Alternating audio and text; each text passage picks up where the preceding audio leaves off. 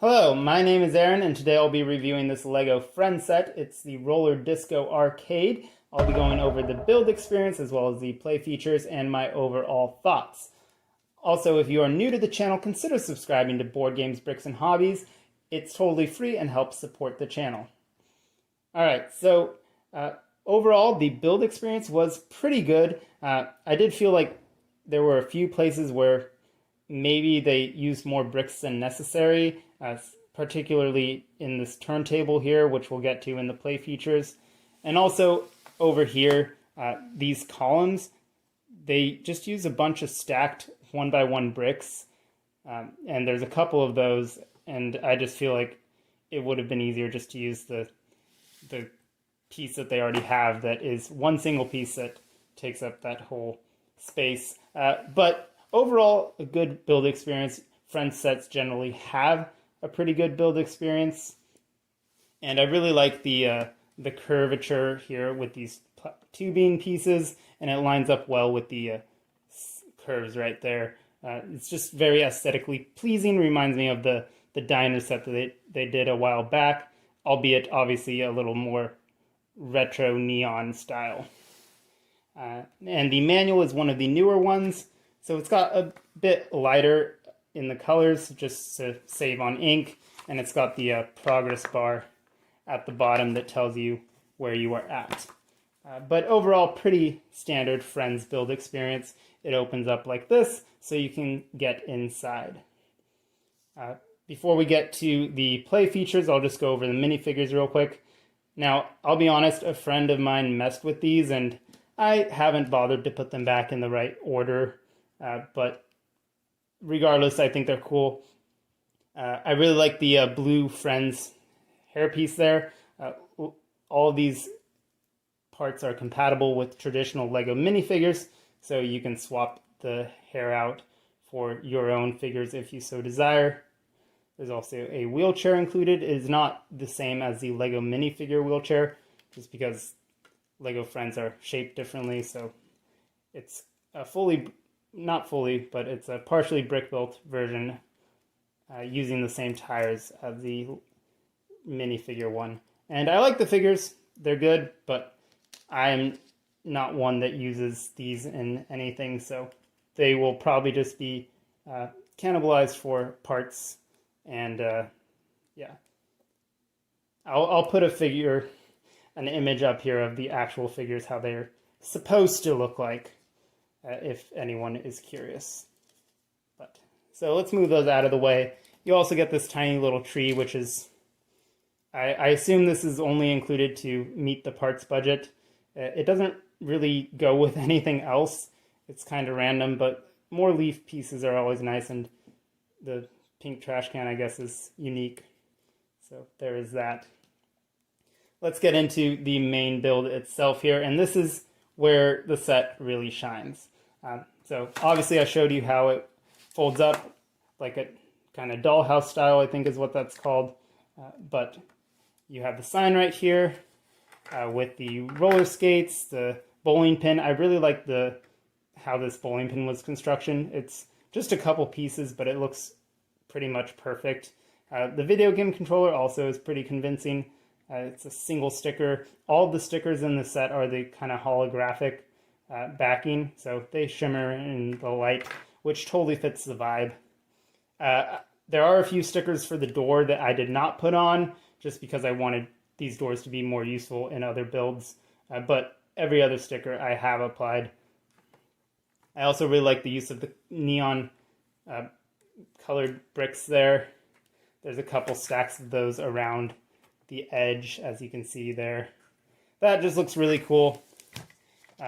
I wasn't a huge fan of how they used 1x1 bricks instead of a 1x2 for the transparent orange there, but just kind of breaks up the consistency. But I can give them a pass for that, because I do think just aesthetically this set has really great vibes, and it totally accomplishes what it set out to do as far as aesthetics are concerned. So yeah, from here you can open up the doors. Of course, there's a ramp to accommodate the wheelchair.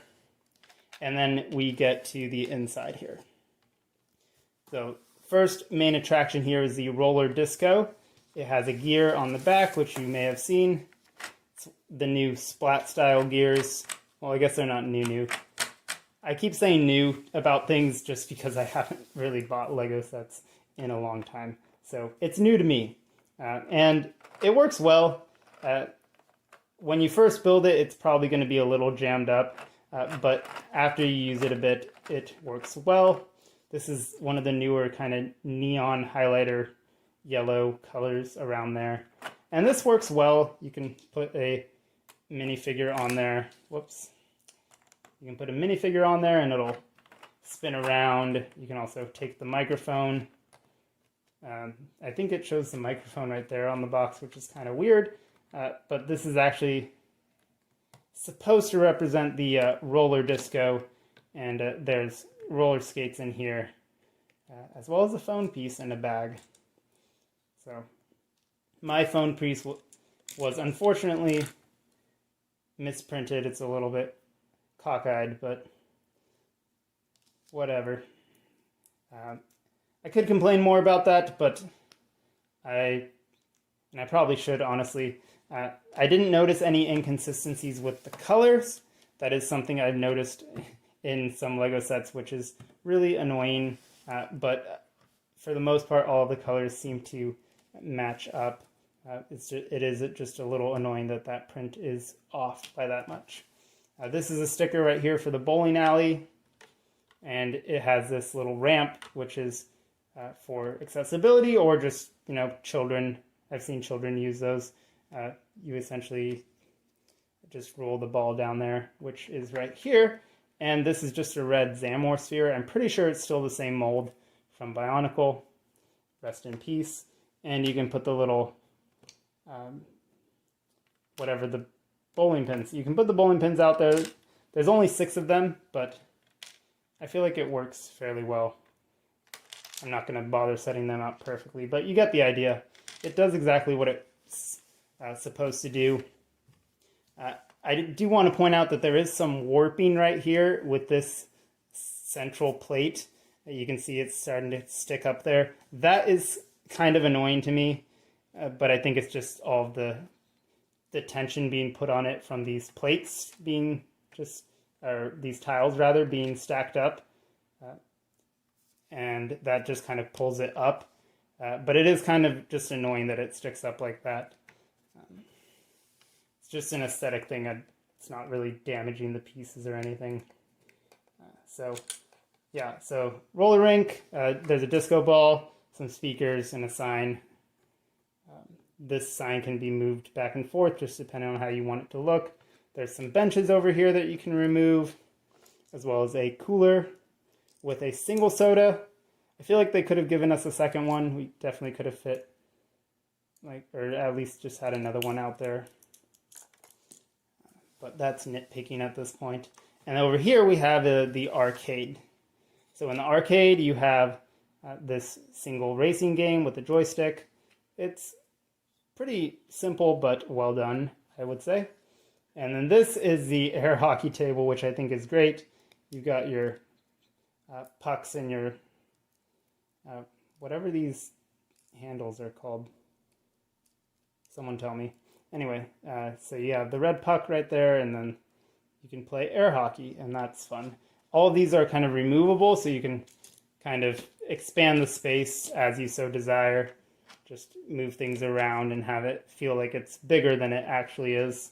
I think that's a good concept, especially for play and kids. And then over here we have a DDR machine. I'll move this so you can see the sticker. But it's another sticker, and it matches up with the screen. I think it's pretty simple, but works well enough. And then another sign up top there. And we'll just do one last little loop around the side before we get to the final feature. So yeah, I really like, there's 13 of these window pieces. And so if you're planning to build some sort of neon arcade, even if you don't want to use like the pinks and the purples, but honestly that is kind of the whole point of it. And I feel like if you're going to go all in on the neon, you're going to go all in. So definitely would be useful for building your own custom arcade / bowling project.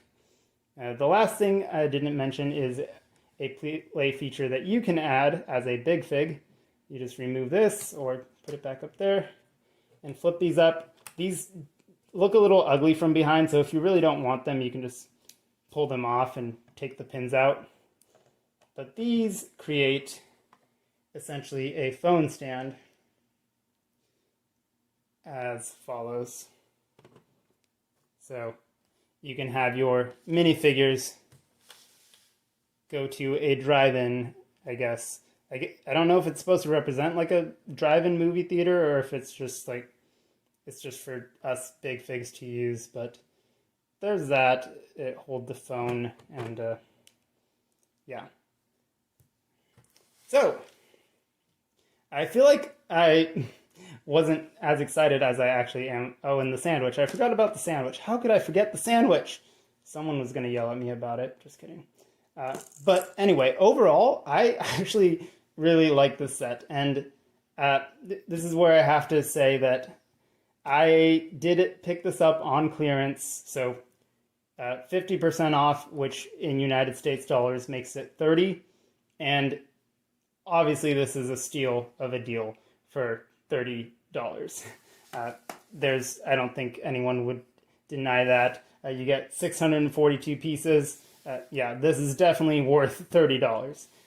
Now, it retailed for double that, and honestly, I think that's totally fair. I don't know if I would have purchased it at full price, but I think that what this originally was priced at is still a completely fair price, especially considering everything that you get. You basically get 3 different sections of play here, and all of them are very functional. There aren't any play features that just fall flat. I like the fact that you can expand the arcade by moving the furniture and the cabinets around.